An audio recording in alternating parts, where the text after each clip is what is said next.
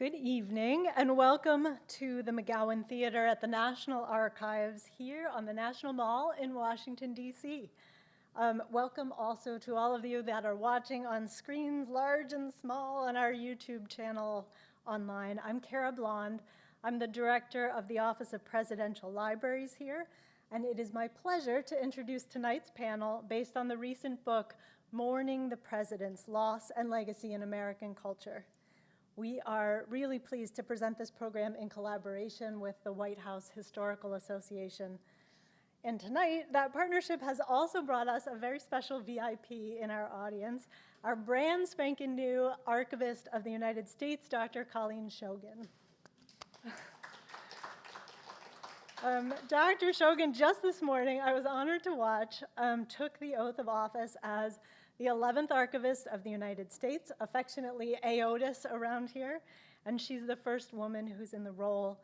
She most recently served as the Senior Vice President and Director of the David M. Rubenstein Center at the White House Historical Association.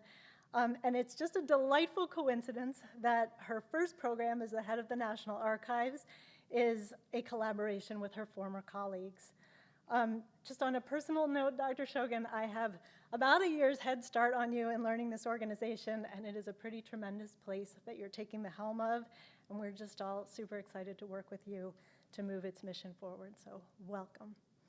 So with that, I wanted to, just before we get to tonight's program, tell you about two upcoming programs that we have scheduled that you can watch on our YouTube page. On Thursday, May 18th, that's tomorrow at 1 o'clock, author Adam Mendelsohn will discuss his book, Jewish Soldiers in the Civil War, the Union Army. And the book examines the collective experience of Jewish soldiers during the Civil War.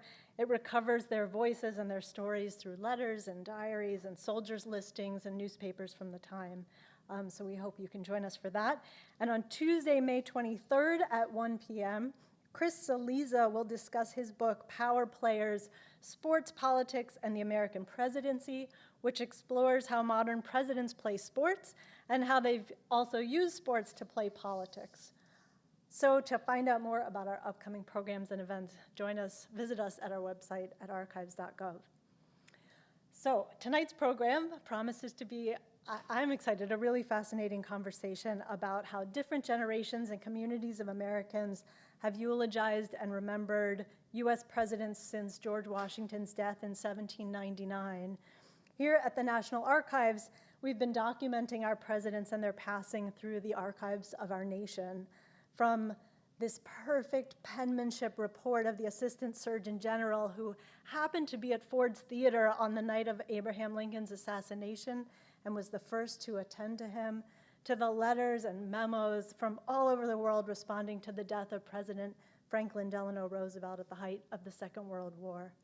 And of course, we hold the stories of presidents, their deaths and legacies at our 15 presidential libraries across the country, where many of our modern presidents have actually chosen to be buried. Their funerals, their graves are literally a foundational part of our story. So let's get to the program. Before we bring our panelists to the stage, it's my pleasure to just tell you a little bit about each of them. First, our book's co-editors are Lindsay Chervinsky and Matthew Costello. Dr. Chervinsky is a senior fellow at the Center for Presidential History at Southern Methodist University. She's a prolific writer and the author of the award-winning book, The Cabinet, George Washington and the Creation of an American Institution, and she's working on a forthcoming book on John Adams. Matthew Costello is vice president of the David M. Rubenstein National Center for White House History and senior historian at the White House Historical Association. His first book, The Property of the Nation, George Washington's Tomb, Mount Vernon, and the Memory of Our First President, was a finalist for the George Washington Book Prize. Joining them is Andrew M. Davenport, public historian at the Thomas Jefferson Foundation and director of the Getting Word African American Oral History Project. He is a PhD candidate at Georgetown University. And David Woolner is professor of history at Marist College, senior fellow and resident historian of the Roosevelt Institute, and a senior fellow of the Center for Civic Engagement at Bard College. He's the author of The Last 100 Days, FDR and At War and at Peace.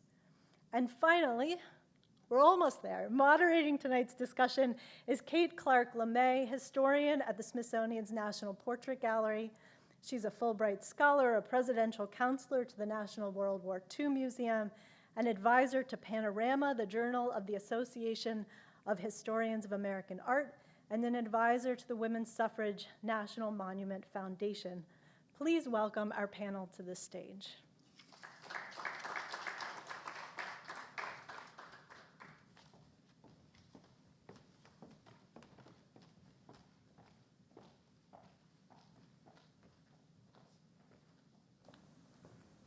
Thank you everyone so much for coming tonight. I have the pleasure of engaging with these outstanding scholars about their book that was edited by Lindsay and Matt, Mourning the Presidents, Loss and Legacy in American Culture. And I'm thrilled to be able to do this because it took me back to thinking about memorials and why they matter and how mourning really distinguishes and marks time. Actually, since the presidents with their 4-year terms or 8-year terms for the nation essentially do tell us the history of the nation. And to consider mourning as part of that story for me is really new, it's really fresh, it's exciting. So I wanted to just start off by asking Matt and Lindsay, what brought this topic to your minds, and what was the motivation behind writing and organizing a book basically about death? Mm-hmm. Go ahead. So our motivating principle was, it occurred in November of 2018 when former President George H.W. Bush passed away, and there was this incredible outpouring of grief and mourning and legacy for him. And people were phrasing their descriptions of who he was and his legacy in a very particular way. I believe that he was a kind and decent man. I believe that he brought stability to the international stage. I believe that he had a sense of humor about politics and himself. But a lot of those phrases in particular were selected to draw a contrast to where we were at that moment as a nation, to emphasize the things that people felt like were missing in our politics, were lacking, or maybe present at a different time. And it was really more about the American people than it was necessarily about former President Bush. And so Matt and I were talking about this, and we were thinking, is this a unique circumstance? Is this a moment where the American people are responding in a particular way, or has this phenomenon happened before, where the mourning process says an awful lot about the American people and sometimes more about where the nation is than maybe the president? And so we decided to try and put together a volume to answer that question of, has this happened before? When has it happened? What does that say about the country? And then we had the great privilege of bringing together a bunch of experts to answer that question and to explore it at different moments in the nation's past. I love the subtitle of the book, Loss and Legacy in American Culture. Did you come up with that? Is that something that you were kind of debating do you want to come over? clean with everybody? Or? Well, I'm terrible at titles. I am too. Horrible. So we had Mourning the Presidents sort of as like a placeholder to say, like, let's see if we come up with anything else we like. And then we workshopped the subtitle with our editor. But I'm pretty sure it was Matt's creation because I am ghastly at coming up with titles. Yeah, I'm going to take full credit on this one. So, and also when you're working with an editor and academic press, it's got to be sort of punched up, and it needs to have some of these key words that really helps, drive interest and sales. And when we were thinking more about the volume, it kind of bleeds over into this idea of when we're talking about differences of mourning and history and memory and legacy. And so loss and legacy, the idea of the immediate loss of a leader or a former president, and then how that legacy changed and evolved over time. And, American culture, because it wasn't just, some chapters focus more on historiography, others focus more on historic sites, parks, Some focus on material culture, different communities of Americans. So we wanted that idea of legacy to be very open-ended, so that people could define it as they see. I love that because it is a multifaceted kind of topic. It's not just only about the presidency. It's often that the office itself represents much more than just the single person. And you did mention the words history and mourning and legacy, and they are intertwined. I mean, they're very, very much interrelated, but how do you draw some distinctions between them, and what maybe blends between them? Sure. Well, I think of the mourning process as what happens immediately afterwards. And it is really important that we draw a distinction between what takes place right around a funeral and what happens later, because people often, want to only say the very best things when someone has first passed, out of respect for their family or their loved ones. And so there is naturally a tendency to try and put a little bit of a rose-colored lens over someone's life and legacy. And then the history and the legacy part should take time. It's going to take time to analyze, to develop. In the case of a president, it's going to take a while for their documents to be declassified for security reasons. It's going to take a while for maybe the emotional tenor of living through that moment to recede a bit, so we can analyze their life and their contributions with a little bit more objectivity. I don't think humans can ever be purely objective, but we can try over time. And so the history and the legacy part is going to take a while, and it's going to develop over generations as new generations ask questions differently, think about things in a different way. New voices are included. That's something that Andrew's wonderful chapter represents, and as we get access to more information. And I think there's also this conflation often between history and memory. Certainly they interact, and there's a dynamic between the two of those. I think here in the United States, oftentimes we see these debates swirling around things, such as statues and the naming of places and streets and parks and schools. And I also think that this volume is very much a reflection of us grappling with presidential legacy in 2019, 2020, 2021, because as we point out in the foreword, family, politics, and race have been very instrumental in shaping presidential legacies, even going back to George Washington. Yeah, this is true. I'm thinking about also just the fact that there's so much material covered in this. I mean, there are 12 presidents. There's 12 chapters that the two of you organized. How difficult was it to choose these, presidents above others? And are there any parallels, Lindsay, that you found as you were editing and working with the scholars?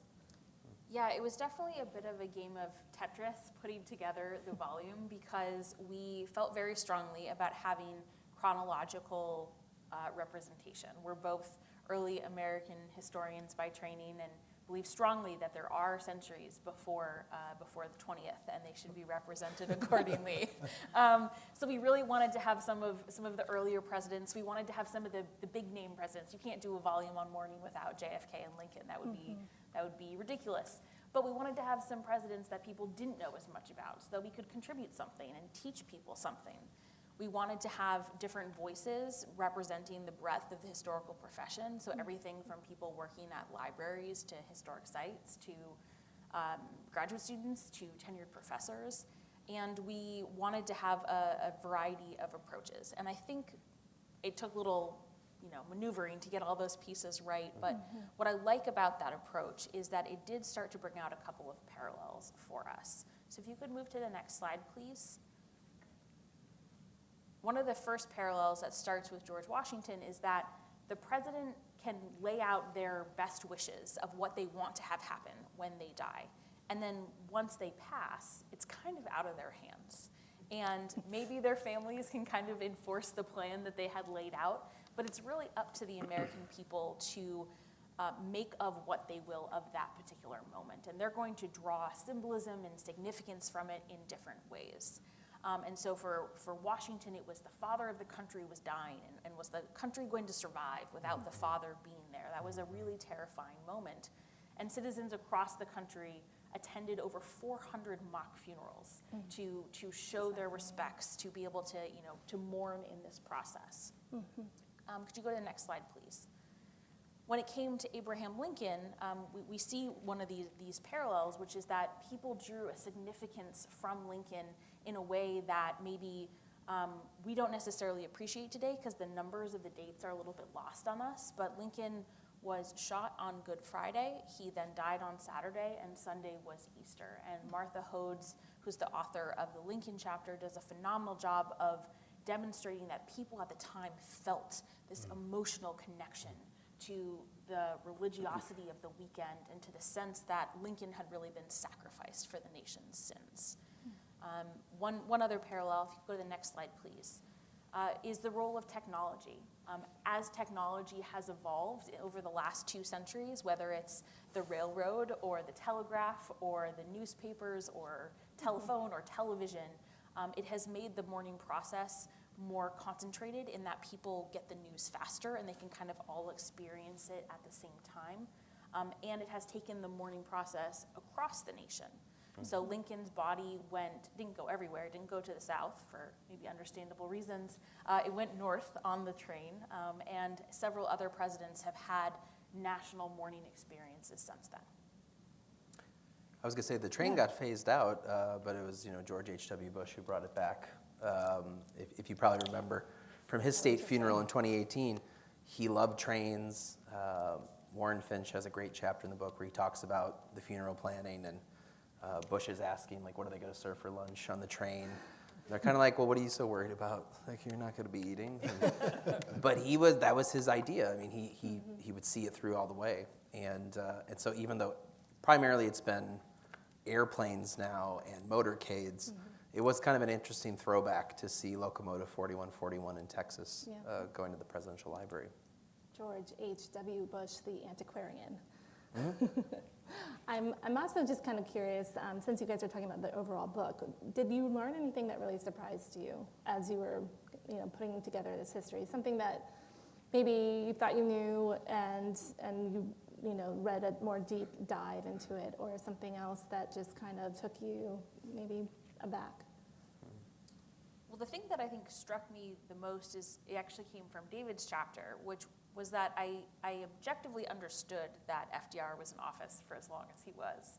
I'd be a very bad historian if I hadn't picked up on that fact. But I didn't really fully appreciate for certain generations who were maybe young or young-ish, that he was the only president they knew, like what that actually meant in lived reality.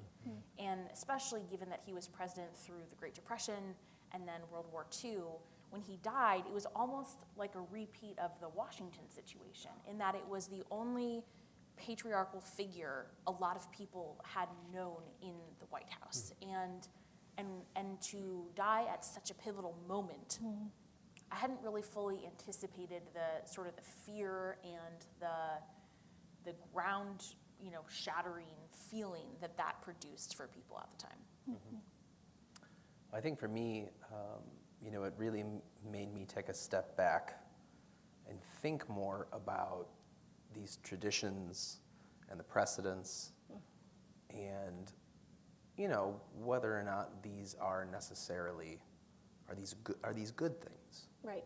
I mean, as a historian, it's great because, Produces usually these events, there's lots of different types of perspectives, accounts, photographs. You get to the more recent presidents. Now we're talking about like live streaming, live tweeting. I mean, this is like a treasure trove of real-time information about how people are responding to the death of a former president. But it also begs the question, is this obsession with these moments, is this respectful of the institution? Is this where we should be in terms of our deference to the office of the presidency? It's something that I've been thinking a lot since the volume came out. Is we talk a lot about these different things, but whether or not it's a good thing. So let's ask the panel, David and Andrew. What do you think about this kind of focus on on the morning of a president when he or she, hopefully she someday, passes. And when did we start having elaborate funerals, and what is this tradition really pointing to? Yeah, I mean, from a larger perspective, I mean, we shouldn't forget that the president has two jobs. He's the head of government, but he's also the head of state. And so there is this, amalgamation of offices. I even thought about that when I was writing The Last 100 Days. Poor FDR has to do all these functionary things that a head of state has to do while he's running the war and trying to run the country. So, in some respects, I think some of it's necessary, I think, because of the stature of the office within the United States. And going back to what Lindsay said earlier, I think a lot of us are kind of hearkening for that degree of respect for the institution itself, not necessarily for the person in the office, but that we should hold the office in a certain amount of respect. And I think in some ways the funerals are an indication of that. On the other hand, you can kind of go over the top, so it's a legitimate question. Mm-hmm. Yeah, I think we're maybe in a ratings war with British monarchical funerals, Yep. And of course our television networks have to play with that. But I do think that we can maybe check some of the pomp and circumstance, of course, being respectful of the head of state and their passing, and particularly of their family and loved ones, while also recognizing that we are a Republican democracy, and that just because a former chief has passed does not mean that we should go overboard with our mourning celebrations that could maybe be seen as something of a throwback to our colonial origins, that we should do well to reconsider our perspectives on a president, and not so much the president, their death so much. Yeah, I agree with that. I mean, I think there's also should be a distinction between if a president dies in office, then the head of state has just passed, and so that is, I think, an important distinction to draw and worth considering, and does sort of make the argument to have a separate sort of state versus the function of government. I have always been of the perspective that rather than celebrating presidents and their entire lives, or even their birthdays, which they had no control over, we should celebrate the great things that they do. So we should celebrate the Emancipation Proclamation. We should celebrate civil rights. We should celebrate Washington returning his commission to the Continental Congress and turning over, the Confederation Congress, and turning over power for the first time, or the farewell address if you prefer that instead. I think that would be more small r Republican in our ethos than celebrating the lives of people, which we should be honest, the funerals themselves are relatively harmless, but I do think that it causes us to think differently about the people and what privileges and status that they carry in the nation, and are they somehow some other category, and under a republic, they are not supposed to be. Andrew brought up the point of Queen Elizabeth's passing, and we did a previous book event at the association, and I had somebody come up to me afterwards and was talking about the Queen, and they were like, "Oh, this seems very similar to presidential funerals." And the thing I could come up with on the spot, which I think is still true, is that, but we are guided by tradition. We are not captive to tradition. Yes. And so I like that, yeah. we look to the past as a guide for how these things work, but we are not tethered to that. And I think monarchy is an entirely different system where you do have that sort of connection. And to Andrew's point, and it's actually interesting because in Roosevelt's case, he made a distinction in his instructions to his son about his funeral. It was only in case he died in office. It wasn't, if he hadn't been in office, he had no instructions, but it was only if he died in office. So that's kind of interesting to think about. Well, and Matt has made this point before that as we've talked about these practices, we've talked about how they have evolved over time, which means they are not static, which means they have changed, and they can continue to change. Yes. And so that's actually, I think, an encouragement to all of us as American citizens to think about, what do we want to see with this sort of thing? What would be useful and helpful to the nation, and be guided maybe by tradition, but not bound by it. I will say, if Obama passes, well, if I happen to outlive him, I will be in mourning for a while. So We all have I our- take back everything that I said. We all have the ones that we're attached to. Yeah. But just to play devil's advocate, if you think about the Enlightenment and the emphasis on individuality and individualism, John Locke, for example, and obviously the United States has broken away from Britain in the colonial era, but these emphases and these values are with us to this day, the belief that the individual can make a difference in their lives. So there's a cult of personality that emerges around the president in honor of the office, but really it's something that I'm not sure we can really get away from. So what are your thoughts about kind of this inherent social value that we have about life, liberty, pursuit of happiness, all these very foundational kind of beliefs that come out of a shared culture that we have with Britain? I love this point because we, the break in the long span of history happened pretty quickly. And the cult of personality was very much around the monarchy. It was called the cult of monarchy in the 1760s. And the biggest purchasers of items that depicted the royal family or the crest or something were the colonists. They were the most ardent members of the cult of monarchy. They were obsessed. And when you take that away, something has to replace it. And so, for example, just 2 years after the start of fighting of the revolution, the army was celebrating Washington's birthday because they were no longer celebrating the king's birthday, and someone had to be celebrated. So may as well make it Washington. So I think you're right that there was this break, but you have all of this culture that has developed and the people haven't changed. And so there is a lot that we still sort of grapple with of how are we different, but there's so much that's still the same. As a historian at the Portrait Gallery, we are the keepers of all these portraits of presidents. And so I know that Washington, he was just made into this myth. People had no idea really what he looked like because they kept remaking sort of, his body and his face and just making him into this very well-worshipped kind of figure. So I also think it's interesting to think about the material culture that sort of springs up around the presidents as they pass. Has anyone seen the movie Jackie from 2016? Anyone in the audience?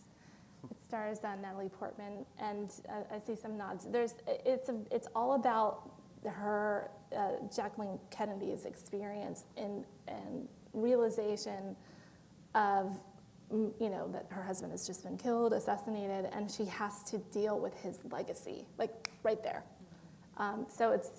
And the music is by Micah Levy and is really, really beautiful. So I encourage everyone to check it out. I guess I'm a movie buff. Are there other ways, though, that television or technology has changed the course of mourning to the point that it impacts the legacy? Like I was just mentioning these portraits of Washington that sort of remade his figure almost completely. What do you guys think? Well, the picture behind me is of course, the Kennedy funeral as well. And I don't think I included this one, but I'm sure people have seen, or if they remember, there's the picture of Jack Jr. saluting his dad's coffin. And that moment became so ingrained in our national memory because it was televised. And so I think that as we, and Jacqueline Kennedy was a master at this, as we think about how legacy is shaped, often our first images are the ones that are the most powerful. And with photography and with television, those first images are shared more rapidly and I think only acquire more power. And so it takes longer maybe for a more analytical approach to kind of take over, start to reassess. We've talked before, if anyone likes to look at the C-SPAN presidential rankings that they do every 4 years. That's fun. I think the most interesting thing is the change over time to see how presidents have sort of fared in our national memory, and some go up and some go down. And Kennedy recently, I think, has started to go down a little bit, and partly that's because people are looking at different factors, but I think it's also that some of the power, the emotional power of the imagery is starting to release its hold a little bit. When you brought up Jacqueline Kennedy, I mean, a number of the different chapters touch on how first ladies and former first ladies play a pivotal role as, however you want to call it, guardians, gatekeepers, shapers of legacy. And it was Mrs. Kennedy who was the first one to sort of coin the Camelot idea that then gets picked up by a lot of Kennedy supporters. And historians since then, some have fallen more into that camp, others have become more critical of that. And I think that also is part of what Lindsay has said with the C-SPAN rankings, is to see Kennedy sort of slowly slide, is you're seeing more critical assessments of Kennedy. And I think as we get further away from his assassination and his death, people don't know this as well because maybe they didn't see it, they didn't experience it. So again, it speaks to the idea of when we get further removed from a historical moment, it brings sort of a new set of eyes and ears to what happened. Yeah, maybe fresh perspective in a way, or more jaded. I don't know. Like Lindsay was saying, we can't always be objective as hard as we try sometimes. It's interesting to contrast Jackie with Eleanor Roosevelt, because of course, she would go on to serve at the United Nations and chair the commission that drafted the Universal Declaration of Human Rights, which she deserves enormous credit for. In fact, she received a standing ovation from the General Assembly. I think one of the rare times that ever happened. But from her perspective, not to take anything away from Eleanor, she felt that she was fulfilling her husband's legacy. That was her way of, serving in the United Nations and drafting the Universal Declaration was, in a way, kind of completing his great project. Yeah, that makes sense. I mean, if you know someone that well, it's sort of, partnership. Andrew, I wanted to ask you, because race also plays a role in mourning, and in your chapter in the book, you examine how the white family of Jefferson had sort of one reaction that might, well represent a white consciousness sort of writ large. But the African American people that were living in Monticello who were enslaved had a completely different relationship with his death. Andrew's writing really fills in those gaps in the history, and I'm just wondering how you came across this information and like your approach to this history, and maybe the lessons that you carry forward from using this kind of methodology that's relatively fresh and new, especially considering Thomas Jefferson. Sure. I think when Lindsay first reached out to invite me to contribute to the volume, and she explained that Matt and she was focused on race, family, and politics, I decided that'd be in my best interest to follow the editor's suggestions and pursue that path. But as I was gathering evidence and reading across Jefferson biographies, I realized that there was a disjuncture between what has been written about Jefferson's death, particularly the way that his white family mourned him and the nation mourned him, and how the 200 enslaved people that he had owned, about 130 of whom were at Monticello, and about 70 of whom were at his other plantation, Poplar Forest, which is about 90 miles south near Lynchburg, and how they experienced his death. And I think the tell for me was trying to find a firsthand account of Jefferson's funeral. And there's just one in existence, and it's from about 50 years after.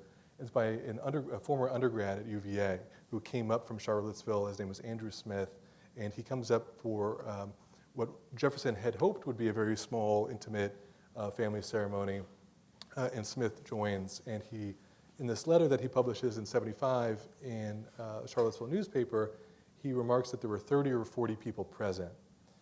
And he describes the exact kind of circumstances of the reading of the Book of Common Prayer, of a couple of other folks who were present, including he names his fellow student at the time, Edgar Allan Poe, being there as well. Whether that's true or not, I'm not quite sure, but he said it, so there you go. But I realized, knowing what I know about Jefferson-Randolph family funerals, particularly Jefferson's daughter who dies in 1836, We know that enslaved people were also present. And even after emancipation, when Jefferson's granddaughter-in-law, Jane Nicholas Randolph, passes away, we know that African Americans were present there as well. And so when Smith says there are 30 to 40 African American, or 30 to 40 people present, I thought to myself, well, that can't quite be right. And so then I did a deep dive into, well, how did African Americans mourn not just Jefferson, but themselves and their own families? Because the critical point here is that, yes, Jefferson died, yes, his family mourned him, yes, the nation mourned him, but for the enslaved community, it was a catastrophe. And it is the greatest fear among enslaved people when an enslaver would pass, because their families would be disrupted, divided, and forcibly transported, not just locally, but regionally, or even much farther into the lower South. And as I began kind of collecting these sources, I realized there's an interview, it's a recollection by Lafayette's assistant. Lafayette visits Monticello in 1824. It's this famous reunion of the two revolutionaries. Yeah. They're both in their 80s at this point. And Lafayette's assistant goes out into the fields, and he actually interviews unnamed African Americans, who he records in his memoir as saying that given their circumstances as enslaved people, they were okay, they said, as so long as Mr. Jefferson lived. And that's 2 years before he died. And if you keep looking at sources, you realize that this was on the minds of enslaved people for many, many years previous to Jefferson's death. In fact, when he returns even from France in 1789, you can see, based upon the recollections, that enslaved people are welcoming him home, not because of who he is, but because he survived, and it means that their black community will persist for much longer. Obviously, a transatlantic journey, they would have had critical knowledge of what a transatlantic journey meant. And it could have meant death to him and to their loved ones in their relationships. And so as I gathered the evidence, there's one particular firsthand account from a child, an enslaved child named Peter Fawcett, who was 11 years old when he was sold. And his 7 siblings were sold as well, including a sister who was sold to New Orleans. And what Peter Fawcett says, Jefferson dies, of course, on July 4th.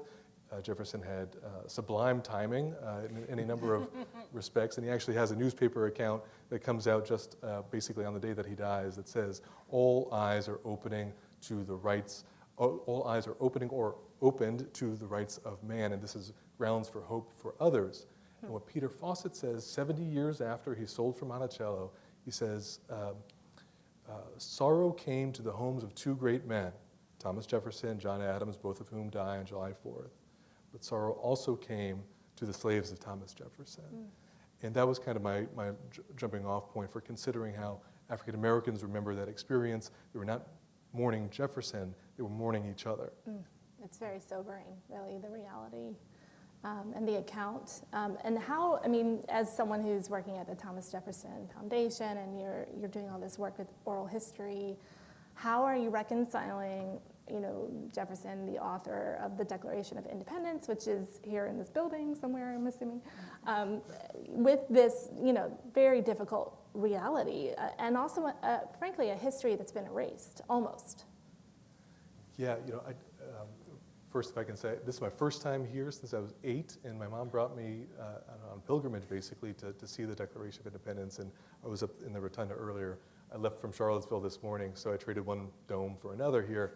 But I think the critical thing for us to remember is that Jefferson was a paradoxical figure and a divisive figure in his own lifetime, and very much so. Of course, African American insights give us that knowledge, but imagine how King George III thought about Jefferson. Imagine how American loyalists thought about Jefferson. Hamilton, I mean, musicals have been written about this, right?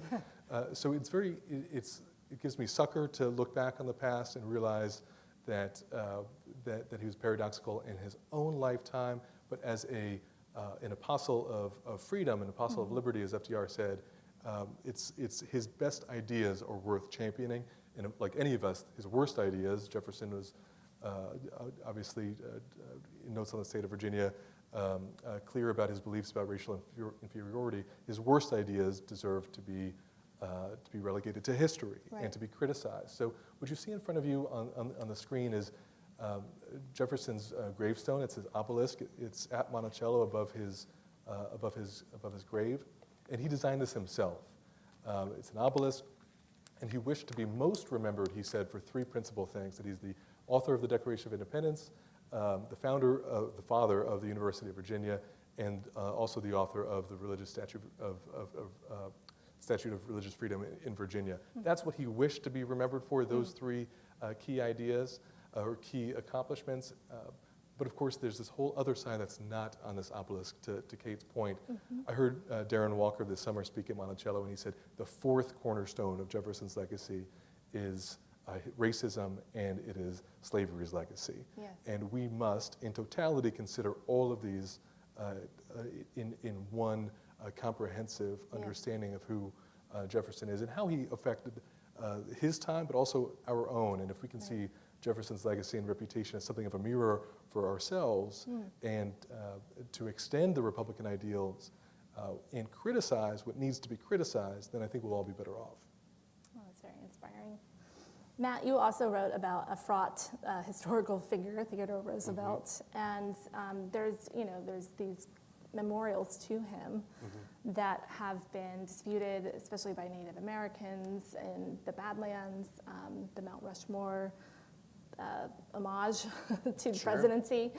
And I'm wondering about how that history is something that you kind of, how did you tackle that? And you also suggest in your chapter that there's possibly a middle road in the sort of commemoration of Roosevelt that should be considered. So I'd like to hear a little bit more about your work.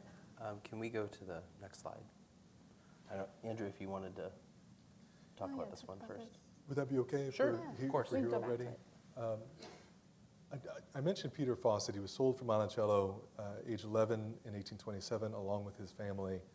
And 70 years later, as an elderly man, he's 85 at this point, the New York World interviews him. He's, at this point, a Baptist preacher in Cincinnati. He helped found a church, First Cumminsville Baptist Church. And in this interview that he gives to a reporter, he expresses a desire to return to Monticello, to his home. And in fact, his congregation raised funds so that way Peter Fawcett, 85 years old, sold away from his family sold away from him, could return to where he was born at Monticello, and he did so. And he was welcomed through the front door by the then owners, Jewish American family, the Levies, in about 1898 or so. And so there's this element here of the possibility for return. Yes. Jefferson wrote that African Americans' griefs are transient. That's in the notes on the state of Virginia in 1785. And what I hope my chapter would do would obviously point out that lie here, that someone like Peter Fawcett and the 200 other enslaved people were mourning each other and kept mourning each other, right? And even though Fawcett had these experiences, he was enslaved for 25 more years after being sold until funds were raised to purchase him around 1850 or so. He did return to the site of, on this place, the West Lawn of Monticello, the likeliest spot where about 130 people were sold from Monticello after Jefferson's death in January 1827. He returned to the place of his birth. And with my work with the Getting Word Project at Monticello, we host regular reunions of descendants of enslaved people. And every time that we host a reunion, we go back to that spot on the West Lawn where folks' ancestors were sold from, and we re-imbue it with life. And you never forget, obviously, but it becomes a space of love and recontextualization rather than exclusively one of loss and mourning. Wow, that's really significant. Thank you. Are we going to the next slide? Next slide, please. So my chapter began with the controversies that were swirling around the sequestrian statue of Theodore Roosevelt in New York, which, if you don't know, it's no longer there.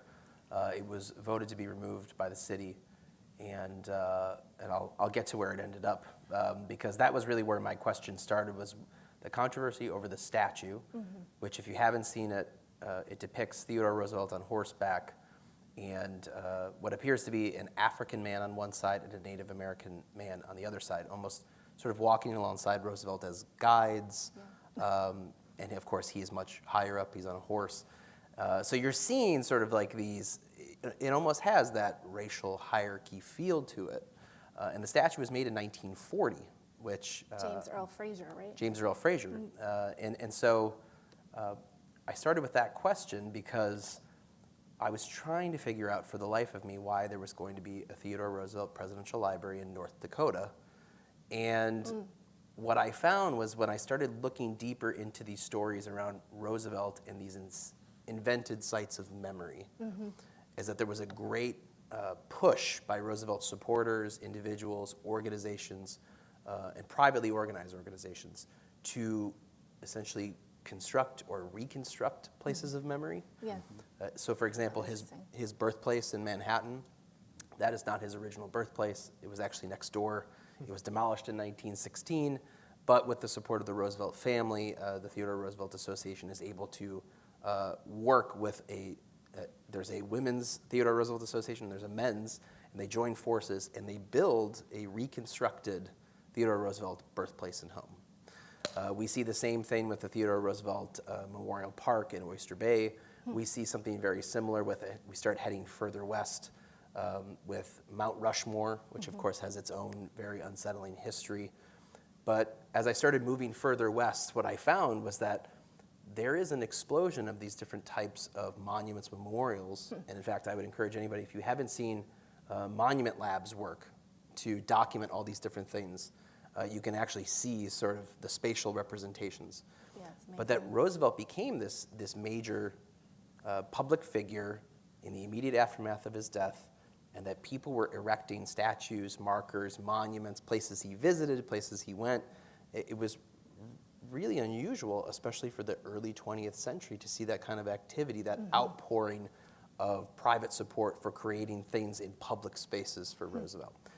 And so the tail end of this is that Roosevelt statue was removed in New York. It's now been placed on a long-term loan, and it's heading to North Dakota. And it's going to be part of the presidential library there in North Dakota.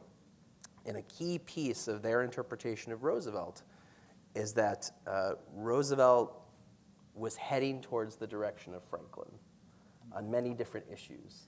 So they've found a way to sort of be able to bridge both maybe more traditional Republican conservative ideas and policies with what appears to be more progressive-minded ideas as well.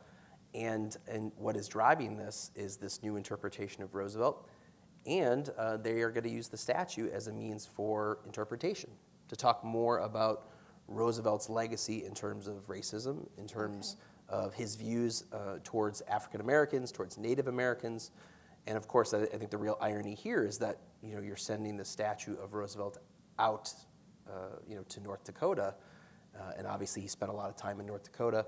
But Roosevelt also, when he set aside federal lands, this also impacted indigenous communities. He broke some treaties. So, it'll be very interesting to see how this interpretation plays out. Yeah. But I think it's important at least to acknowledge that the Theodore Roosevelt Presidential Library is taking that step. They plan to convene a council of scholars, both indigenous and African American, Right. and different types of public historians, curators, and so it appears that they see that there's much more to tell with this statue, and they want to be able to interpret it out there. And how far along is the library in terms of bricks and mortar? So they've announced the architectural firm. I think they've released the schematics and what it'll look like. I believe their plan is to open either in 2025 or 2026. Interesting. So that's the middle ground, you think? Is this sort of compromise in terms of his legacy, to reinvent him a little bit? I think so. I mean, to me, at least in terms of geography, Roosevelt was not someone who was really defined by just being New York-based. Right. He wasn't that way during his lifetime. He wasn't that way when he was mourned immediately after his death. And he certainly wasn't that way, this many years later. But I do think it's important, spatially speaking, that those conversations take place in the physical place where a lot of these transgressions happened. Right. Yeah, there was a whole show at the National Portrait Gallery, I have to plug, about Roosevelt and expansion and the U.S. imperialism. It just opened. David, I wanted to ask you about what happens when a sitting president dies, and particularly in the case of Franklin Delano Roosevelt, who was a wartime president. I mean, this was shocking to not only U.S. citizens and residents, but also the world. What was that like, and what was the? Yeah, well, I guess we've got the slide up here. I think in terms of Roosevelt's death, I think it's the shock of the death. It's very similar to JFK or to Abraham Lincoln. And Roosevelt, of course, died of natural causes. But as Lindsay said earlier, he'd been in office for 12 years. He had brought the country through the Great Depression and the Second World War. He was the commander-in-chief at the moment when we were deeply involved with this gargantuan struggle against fascism, when 16 million Americans were under arms, when virtually every family in the country was touched in some way by this struggle, this terrible war. And I think people just couldn't conceive of the idea that he wouldn't be there to see them through the Second World War. He was this very strong figure. One of the things that's really fascinating, of course, about FDR is his disability, and the fact that I think maybe the next slide, go one more. Keep going. There we go. The reality of FDR's life is here on the left. This is the only picture that he was ever taken of FDR in a wheelchair. It was taken by his dear friend Daisy Suckley, and he's allowing her to take this photograph. But the public perception is the cartoon on the right. Here, looks like leadership is really going to lead, and he's dragging Congress behind him, and there are cartoons of him jumping over the Grand Canyon and racing trains, and he's a vigorous man of action. It's a fascinating story, though, because there is no question that people understood that he was disabled, but they just didn't, realize the extent of it. And of course, part of that is the fact that it's extraordinary. He asked the press never to take a picture of him in a wheelchair, and they didn't do it. That also says something about the respect that he somehow commanded with the press. So, his death, as I said, came as a tremendous blow, and not just for the people in the United States, but right around the world, because here was this central figure in the struggle of the Second World War, the man who had articulated the four freedoms, the man who was championing the United Nations. This had deep meaning in the colonial world and all parts of the world, and that voice to not have it present, was a huge void, and so I think the shock was very real. How was that shock present in the funeral and the sort of immediate aftermath? And was it tangible? I mean, the story of his funeral is really interesting, of course, because and we'll talk a little bit about his own desire for his own memorialization. But the Roosevelts are actually the Franklin Roosevelt family, and I think probably the Theodore Roosevelt family too. They're pretty unassuming folks, and his instructions for his funeral were not that elaborate. I mean. And he didn't want any eulogies. He did want to lie in state with a closed coffin in the East Room of the White House, and then he wanted to go to the Capitol for a day and have the diplomatic corps come. But he chose a few hymns. There was going to be no speeches, no eulogy, just a few hymns, and then go to Hyde Park and lie in state in the house so the neighbors could come and see him. And then he wanted his grave dug by the people who worked on the various estates in the neighborhood, by working men. None of that happened, of course, because when he died, Eleanor Roosevelt was also in a state of shock, although people knew he was dying. I mean, he was clearly gravely ill. But she's in the White House. She's trying to organize what to do, and who comes but General Marshall to give her his condolences. And she basically turned to Marshall and said, can you take care of this? The great And, logistician. and bang, you know, Yeah. 2,000 troops lining the road That man from was Warm great. Springs, just, you know, Yeah. if we could go back to that original slide. 2,000 troops lining here, leaving Warm Springs. He didn't want to be in a hearse, by the way. That was violated. He didn't want to have a hermetically sealed coffin or be embalmed. That was violated. Right. A lot of things. But, you know, and the other ironic thing about this is he did leave instructions, which I also think would be a real contrast to, say, President Bush, George H.W. Bush, because those instructions are on a single piece of paper, handwritten, and he gave them to Jim Roosevelt right after his 4th inaugural. You know, again, the head of state functions were exhausting to him.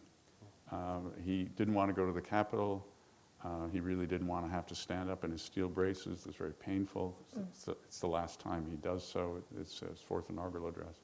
And after the inaugural, he basically leaves his Eleanor and others to do all the socializing. And he went to a private kind of little reception with a few close friends.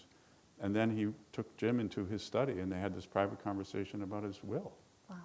And he wrote it out. He gave him those instructions and said, it'll be in my White House safe, and it's only if he dies in office. And, you know, it's to James Roosevelt. So when he died, Eleanor Roosevelt was completely unaware of this and would not have opened the envelope anyway because it was addressed to James. Right. So she just had to kind of ad lib. But the military bearing comes from Marshall. It's very This interesting. is the commander-in-chief. Oh, and I think it was justified. I mean, all those millions of people around the world, you know, feeling as if, as many soldiers said, they lost their own father. They couldn't believe that In they a had way, lost. it was almost better for those people to have a funeral, to witness a funeral that was Yeah. much more stately than what Roosevelt had requested, maybe. Yeah. But what do you think of his memorial that he wanted versus, you know, what? Yeah, I think if we the keep other one going on that the we've- slide, there we go. Yeah, So it's right in wonderful to front of have this building. the new archivist of the United States here, of course. FDR felt he had a very special relationship with the National Archives. He, of course, signed the original law in 1934, which created the position, the Archivist of the United States. So he was very proud and kept pretty close track of what was going on in this building. And it's a very interesting story. He had just attended the funeral of Eleanor's brother, Hall Roosevelt, who died kind of tragically, really, of alcoholism in 1941, September 41. And Felix Frankfurter was, you know, he sent word to him he wanted to come to the White House before court was in session and so forth. And so Frankfurter came over to the White House, and, you know, Roosevelt was kind of talking away, and he was wondering, why am I here? And then finally Roosevelt said that he had something he wanted to talk to him. He said, you know, you're going to probably be around here a lot longer than I am. And Frankfurter said, you mean at the Supreme Court versus the presidency? He said, no, I'm going to shuffle off long before you kick the bucket. And there's something I want you to do for me. He said, if ever anybody wants to put up a memorial to me, you know that little green triangle out in front of the National Archives? That's where I want it to be. And he said, and I want it to be about the size of my desk here. And I don't care if it's granite or marble or limestone or whatever. That's so And he interesting. just wanted in memory of, and his name and dates, and that was it. To me, it looks like the Stone of Remembrance from the British Commonwealth War Cemeteries. I don't know if anyone else is as nerdy as I am about war cemeteries, but that is, you know, it's very much this very simple kind of homage to. And it's the same thing in Hyde Park. Yeah. I mean, it's Oh, yeah. virtually identical. That's interesting. Except in Hyde Park, it's just the dates of his life and the dates of Eleanor's life. There's no inscription whatsoever. No accomplishments, no Yeah. nothing. And you That know, is and he quite wanted something. it dug by the guys who worked in the neighborhood. It's quite extraordinary. That is quite different. Well, I think I want to open up the questions now to the audience. You've been a great audience, and we do have the Archivist of the United States, so we're very, very honored. If there are any questions, we can bring the microphones probably to you, or you can also get motivated and go to the go to the stairs. I have a question. Yes. Can I just speak from Yes, here? yes. Okay. You've about a number of presidents, Washington, Jefferson, the Roosevelts. Who would you say is the least known president that's in your book that had an impact on the country? Let me just repeat the question for the online. So the question is, who is the least known president that is included in the book that has had an impact on history? Least known. Least known. Well, I think the two least known in the book are Zachary Taylor and Andrew Johnson. They're not the ones you usually think of when it comes to mourning practices. I think maybe not so much his mourning, but his legacy. I think Andrew Johnson usually is at the bottom of those C-SPAN polls we've talked about, and for good reason. I think one of the great what-ifs of American history is what if Abraham Lincoln had lived after the Civil War, because Andrew Johnson was spectacularly ill-suited to manage Reconstruction and bungled it terribly. I would say, a lot of people, the only thing that they hang on to Herbert Hoover is the Great Depression. And that's just sort of it. Nobody else talks about Herbert Hoover, but you'd be surprised to find out that Herbert Hoover lived, another 30 years. And he lived at the Waldorf Astoria, and he was very vocal and critical of different policies of Roosevelt's, but he was also very active with different commissions, with Eisenhower, with Truman. And so when he passes away in, I think, 1964, he has really sort of like it is like a state funeral, and the condolences pour in, and a lot of them are from an international crowd because of all of his different humanitarian work.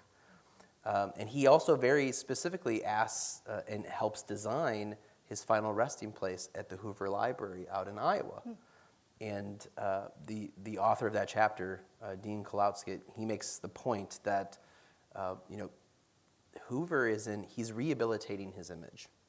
And he believes by really sort of playing up this idea of him as a humanitarian, as somebody who was doing his best with government bureaucracy to try to help people, that he was, and to his credit, he helped people who were starving, during a lot of people during World War I. He also moves his presidential library back to what is his childhood home in Iowa.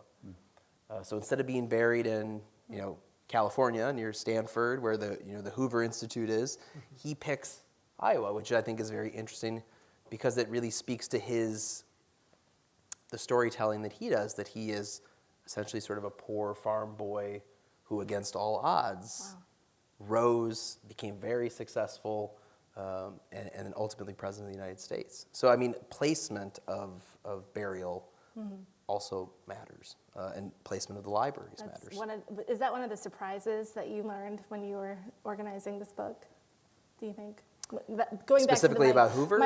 Just going back to my question very early on tonight, when I was like, what surprised you about this book? That sounds like that was kind of I definitely thought Dean's chapter was one that there's a lot more to Hoover than I think people know or assume. There you go. You need to buy the book, I think. Are there any other questions? We do have time.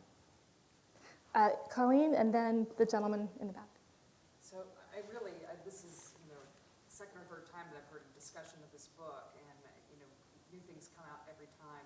I want to ask a little bit about what you alluded to in the beginning, which is really what I was very interested in was the relationship between mourning and legacy, and this gets to the George H.W.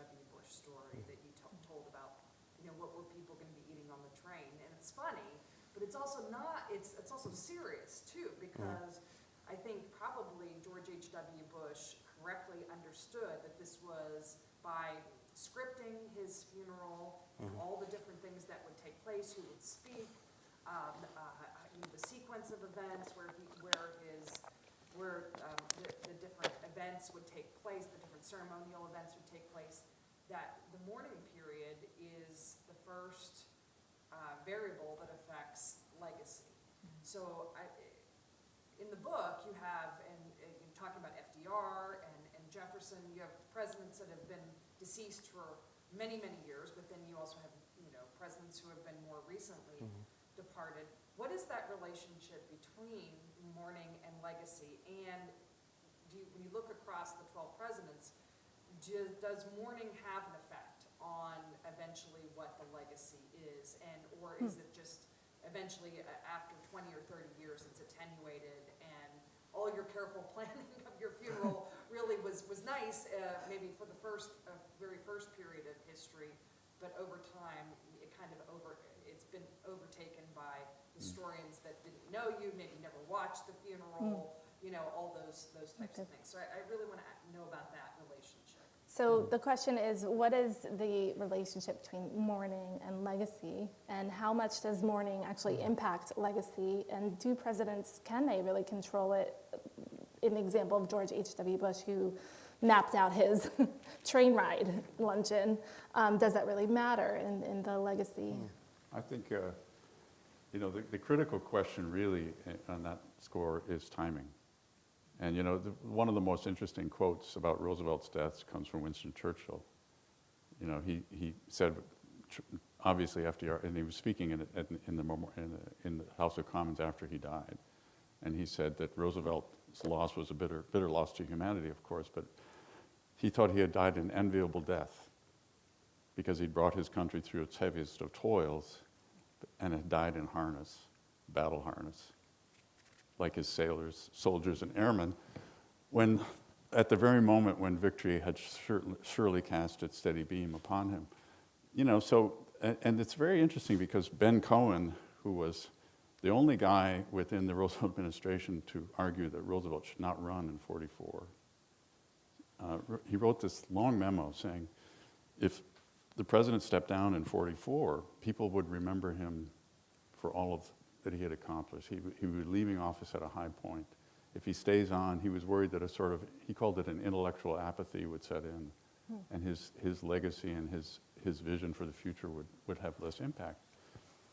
And he sent it to Roosevelt, which was extraordinary. And Roosevelt said, this is very interesting, it's very well done, very good analysis, except you've ignored my own personal feelings. But I think, the timing is really important. If you think about Lincoln's death, for example, or you think about Kennedy's death, I was really struck reading the book myself and learning for myself how strongly the African-American community feels about President Kennedy. And again, he gave this very important speech a few weeks before he was assassinated on civil rights. And yet, Johnson is really the president who carries through that mission and that goal. And we know a lot more about Johnson and how serious he really was about civil rights, even before he became vice president. And yet here it is, again, the timing I think is really important. So I think that really affects the legacy as well, if that makes sense. I agree with that. One of the other examples of the lesser known of the Zachary Taylor chapter is he had been this extraordinarily celebrated Mexican-American war general.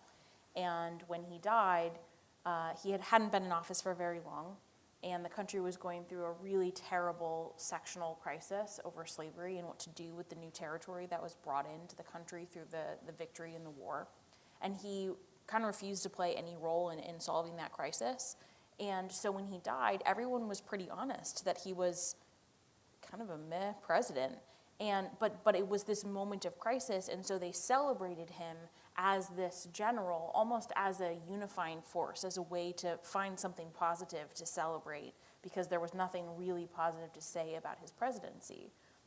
And I think that does shape the legacy, because I don't know that most Americans could name Zachary Taylor as a president, but if they know anything about military history, they probably know that he was this super famous, super successful general. And we haven't really, I think, interrogated that all that much as historians, and that did absolutely shape the legacy process. Yeah, I mean, I think obviously in the short term, there's an impact there, but legacy takes time. It takes time to be further removed from the moment, to have more of a discourse develop, to have people take a more critical look at these types of things, to look at the documents, look at the archives. And to use an example from the book, we haven't mentioned it, but it's an excellent chapter. There's a chapter on Ronald Reagan, and looking at the long farewell when President Reagan announced that he had been diagnosed with Alzheimer's, and he was essentially stepping back from public life. And that decision, Reagan writes in his letter, his handwritten letter, that him and Nancy agreed that it was important to share that because they wanted people to understand that he had this and that maybe it could lead to a better understanding of Alzheimer's and all the struggles and pains that come with it. And he announces that in 1994. He dies 10 years later. But that is his farewell. And so when he passes away, so much of the state funeral that's associated with that becomes much more about Reagan, the Cold War hero. It becomes more about Reagan, who helped defeat the Soviet Union, brought an end to communism, and championed his Reagan principles. People don't really talk about his diagnosis as much because that's not how they wanted to remember him. It's not how Nancy Reagan wanted him to be remembered.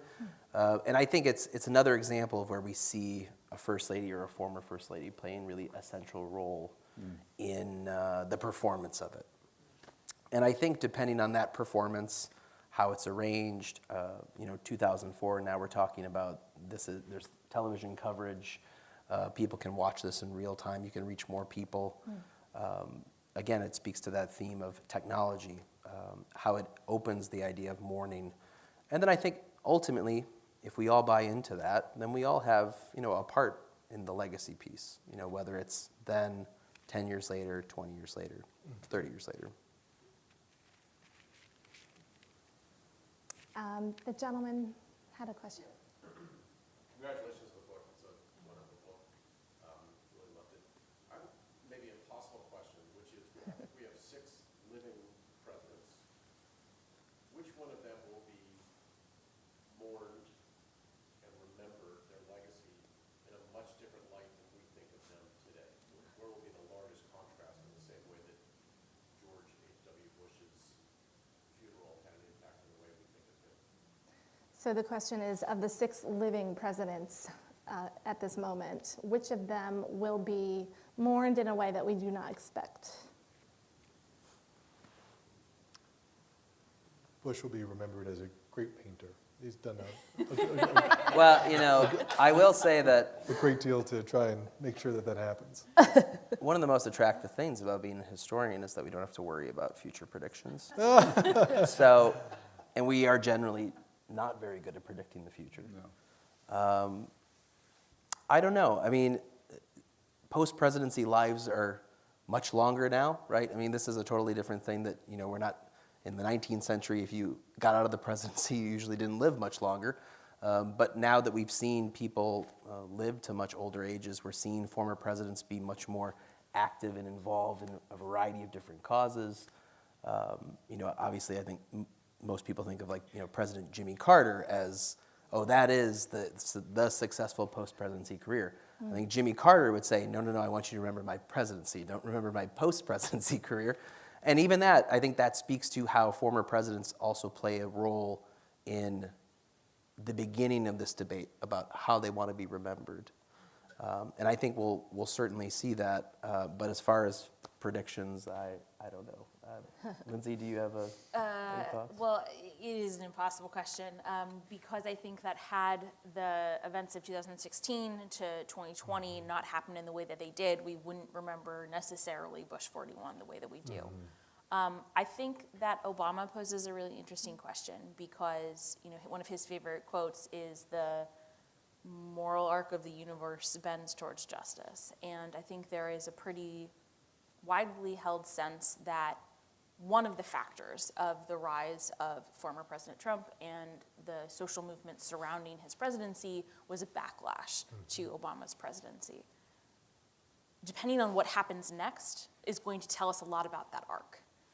And so I think it could go one of 2 ways. One is, I think, a fairly dark and perhaps a violent story, and one is a much more optimistic story. So I do think we're at a turning point. So I'm totally dodging, and I'm not saying which one I think is going to happen. But I do think his legacy, I think, has potentially the most interest to me in terms of it could really go one of 2 ways. I'm going to be very Rooseveltian and say I'll defer to my editors. Following suit. Yeah, Go ahead. I was going to say, I think you're already starting to see a little bit of this with Bill Clinton. Obviously, his legacy has evolved and shifted over the past, 20, 25 years. But, I think, again, as we get further removed from the time they were actually in office, people do tend to remember some of the positives more than the negatives.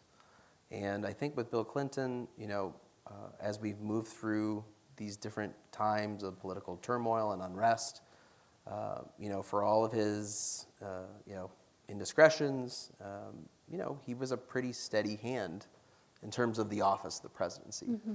And I think that was a big reason why George H.W. Bush, everybody talked about his stability in governing. That became a very sought-out attribute all of a sudden. The people were really fixated on. Yeah. And so I think Clinton also, had that attribute as well when he was governing. So, we'll see what happens, but I could see him being more positively viewed. And of course, seeing the two of them work together, George H.W. Bush and President Clinton was, and the other thing that's interesting, and one thing I didn't mention earlier that I should really mention is, in terms of legacy, is that, Roosevelt has now become our only wheelchair president. Whereas, 20 years ago, if we'd had this conversation, or 25 years ago, many people probably would have not even known that he really had a disability. They would have thought that he could walk and so forth. And, when his memorial was unveiled in 1997, the disability community in the United States raised this huge protest saying that he should be depicted in a wheelchair. And I was actually sort of tangentially involved in all of that.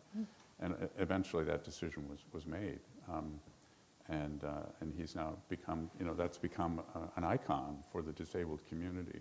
And he's become an icon for the disabled community in a way that I don't think he could have ever imagined, although I think he would endorse it because, he launched the March of Dimes and he had all these efforts that he was working behind the scenes to try to eradicate polio from the face of the earth. But so there are aspects of presidencies that pop up, almost completely different. Exactly. That take it's hard to predict. But one of the things I was thinking about, because we are reevaluating past presidencies based on our more liberal understanding or progressive understanding of race equality, of political equality, these gender equality, things that are really important to our values today.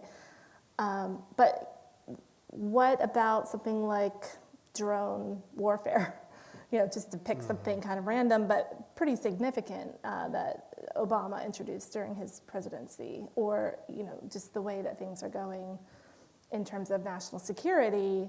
Is that going to affect his legacy in ways that we just can or cannot predict? I don't know. Those are some of the things I was thinking about. We'll have to have a sequel volume. Yes, we'll have to have a sequel volume. We have time for one last question.